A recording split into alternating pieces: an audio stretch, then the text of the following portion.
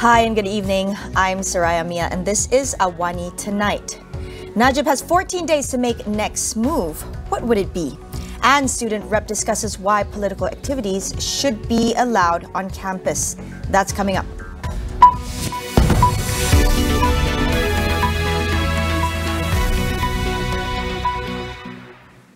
Former Prime Minister Datuk Seri Najib Razak may lose his status as Pekan MP 14 days from today.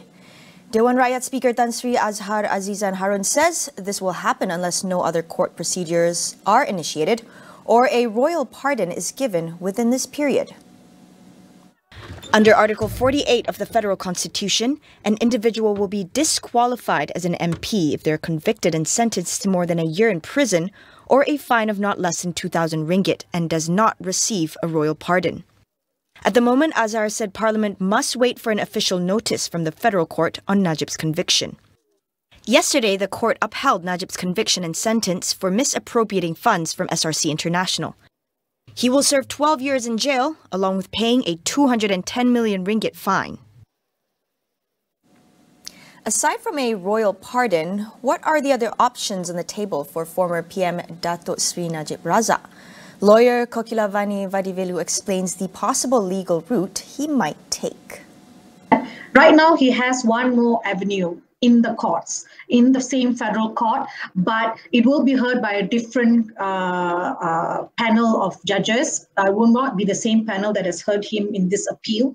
It's not an appeal, it's a review. So a federal court decision has a power to invoke its powers to actually look through its decision, okay?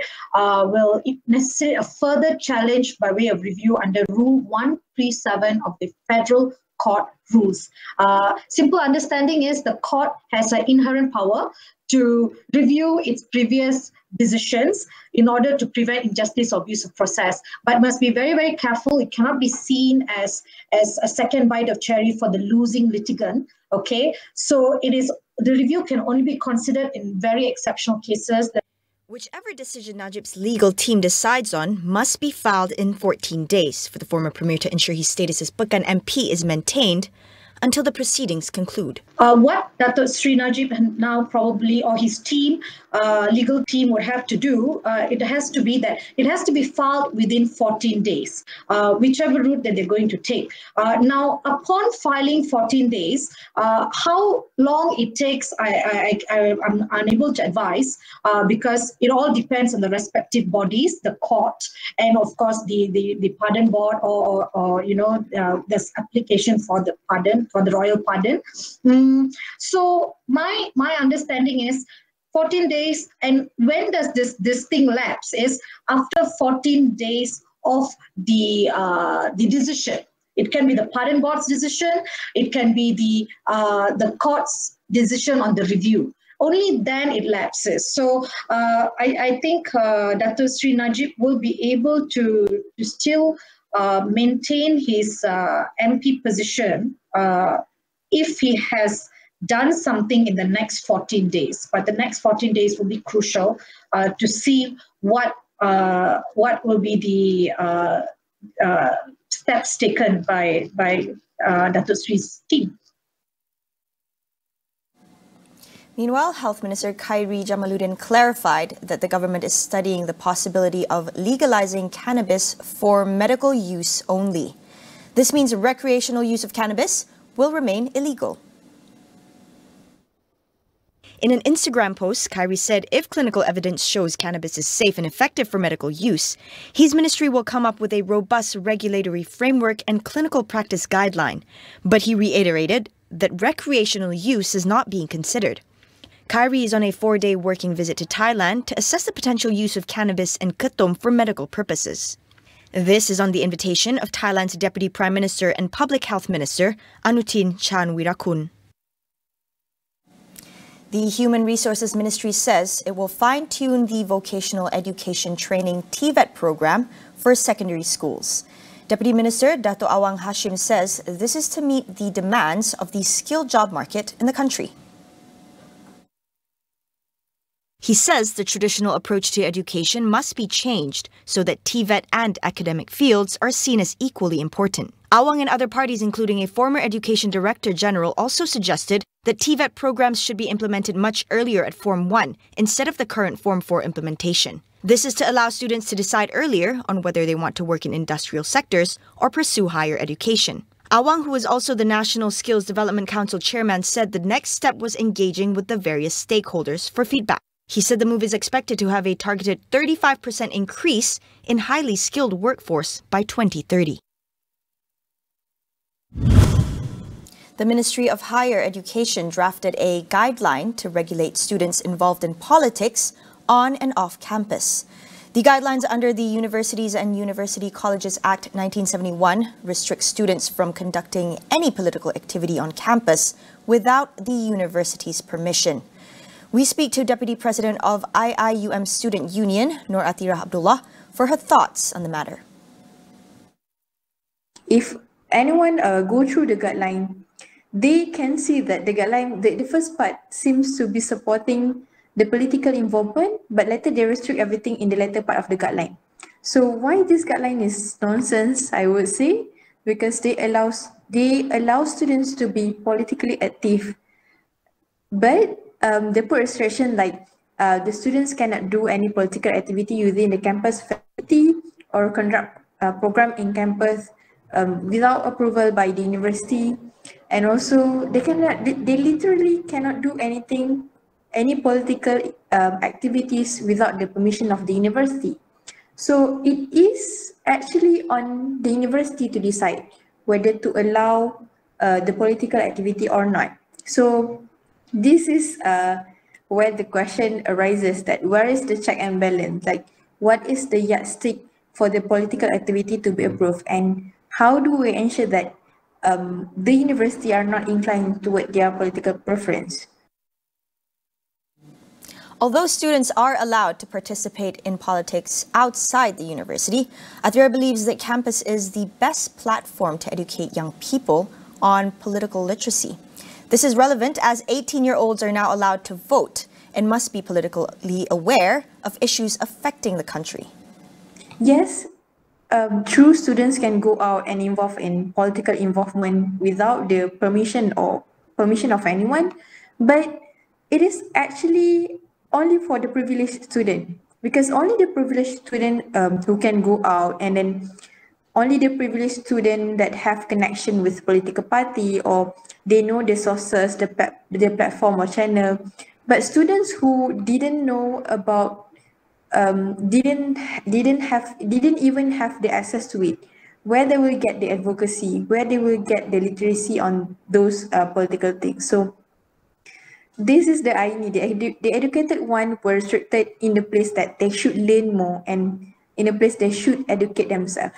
Therefore, she believed that any restrictions placed on university students should be protective in nature and not restrictive. I believe that increasing literacy, political literacy, it doesn't always involve only the big people, only the high ups in such community. Like I know previously, Mohe collaborated with the SPR Election Commission to increase political awareness moving towards the general election.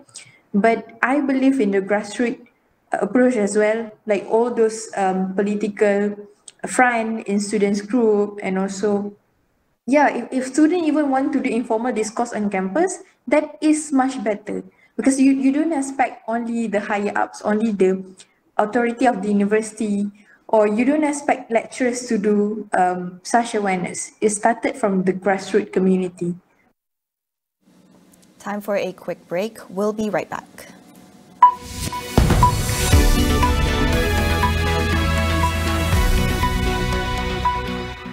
Keluarga ini membayar RM290 untuk satu malam di hotel. Keluarga ini membayar RM240 semalam untuk bilik yang sama. Bagaimana? Trivago memaparkan harga daripada ratusan laman tempahan di seluruh dunia, memudahkan anda membandingkan tawaran. Hotel Trivago. COVID-19 memperlihatkan kepada kita betapa pantasnya adaptasi teknologi di kalangan PKS kita. Niaga AWANI dan Unified Business akan menyelami perjalanan kebangkitan semula PKS kita melalui segmen Jiwa SME setiap Selasa dan Khamis untuk inspirasi anda. Transformasikan perniagaan dengan Unified Business, rakan digital pilihan anda. Hubungi kami sekarang dan jimat sehingga 50%. Jom Unify Business.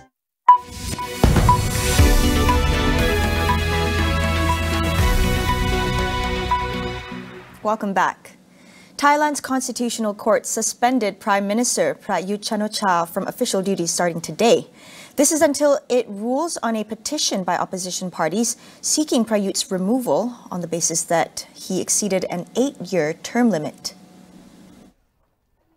The court said it had unanimously agreed that there was reason to consider the petition on his term limit. However, it did not say when it would issue its final decision. Prayut first assumed the Prime Minister post in 2014 after staging a military coup against the government. He remained in office through major anti-government protests in 2020, the COVID-19 pandemic and a faltering economy. Deputy Prime Minister Prawit Wongsuwan is expected to take over as interim leader in the meantime.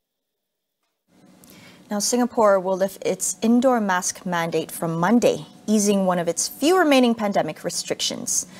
Indoor mask wearing will soon be optional for most spaces, except on public transport and in healthcare facilities. Currently, those in Singapore are only allowed to remove their masks outdoors. The Health Ministry also updated rules for non-vaccinated travellers, dropping the mandatory 7-day quarantine from next week. However, they would still be required to test negative 2 days before arriving in Singapore. Around 70% of the country's population has been infected with COVID-19. The country has also vaccinated over 90% of its population, with among the lowest COVID-19 mortality rates in the world. A team from the International Monetary Fund (IMF) met Sri Lanka's president for talks on finalizing a bailout package. It includes a restructuring debt of $29 billion amid the nation's worst financial crisis in 7 decades. This marks the IMF's second such visit to Sri Lanka in 3 months, as the country aims to lock down a pact with the global lender for a $3 billion program to pave its way out of the crisis. The IMF team also held talks with the central bank governor and a finance ministry delegation. Sri Lanka has $9.6 billion in bilateral debt, and its private credit, which includes international sovereign bonds, stands at $19.8 billion. Its population of 22 million has struggled for months amid soaring inflation, economic contraction, and shortages of essential items such as food, fuel, and medicine. Over in Ukraine, the Ukrainians mark 31 years of independence from the Soviet Union today.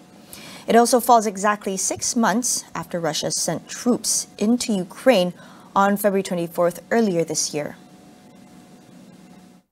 Public gatherings are banned in the capital of Kiev, while a curfew is enforced in the city of Kharkiv, which has weathered months of shelling.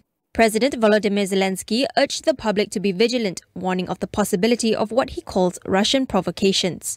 The Russia-Ukraine conflict has led to thousands of civilian deaths and forced more than a third of Ukraine's 41 million people out of their homes. It is largely at a standstill with no immediate prospect of peace talks. That's all we have for you on AWANI tonight. Thank you for watching. My name is Soraya Mia, and we'll see you again.